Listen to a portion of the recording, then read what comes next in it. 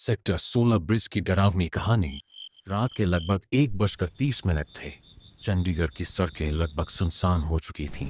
हल्की ठंडी हवा चल रही थी और आसमान में बादल चांद को बार बार ढक रहे थे।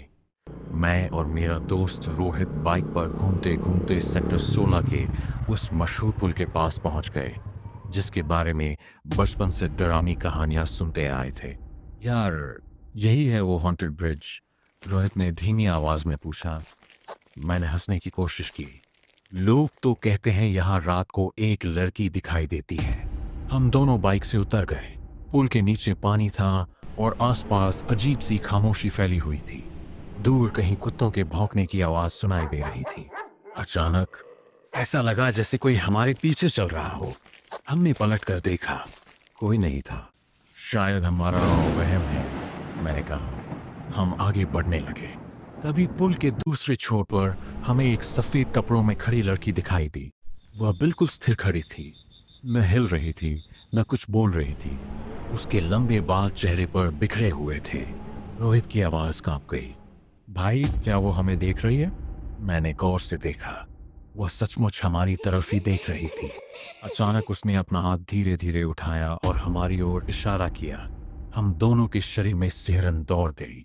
चल यहाँ से, रोहित बोला। लेकिन उसी समय कुछ अजीब हुआ।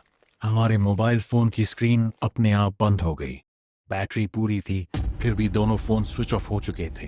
अब डर बढ़ चुका था। हम तेजी से बाइक की तरफ बढ़े। तभी पीछे से एक महिला की बहुत धीमी आवाज सुनाई दी। मदद करो। हम दोनों वहीं रुक गए। आवाज फिर आई। मदद करो। अब आवाज बिल्कुल पास से आ रही थी। हमने पीछे मुड़कर देखा। लड़की अब वहां नहीं थी। पूरा पुल खाली था, लेकिन ठंडी हवा अचानक और तेज हो गई थी। रोहित ने कांपते हुए कहा, वो कहाँ गई? तभी हमें पानी के किनारे किसी के चलने की आवाज सुनाई दी।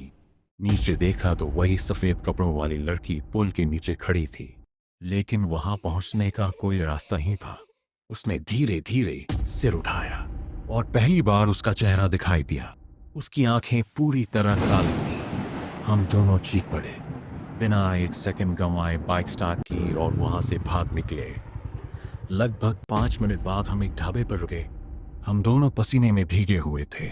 तभी ढाबे के बूढ़े मालिक ने पूछा, तुम लोग सेक्टर 16 वाले पुल से आ रहे हो क्या? हमने हैरानी से उसकी ओर देखा। हाँ। बूढ़ा कुछ देर चुप रहा, फिर बोला, 20 साल पहले वहां एक लड़की की मौत हुई थी। कुछ लोग कहते हैं वो डॉक्टर थी, कुछ कहते हैं कि वो पानी में डूब गई थी। लेकिन आज भी कई लोग रात को उसे देखने का दावा करते हैं। उस रात के बाद हम कभी उस पुल पर आधी रात के बाद नहीं गए, लेकिन आज भी जब सेक्टर 16 से गुजरता हूं तो उस पुल की तरफ नजर चली जाती है और मन में एक सवाल उठता है, उस रात हमने जो देखा था, क्या वो सच था या सिर्फ अंधेरे और डर का खेल?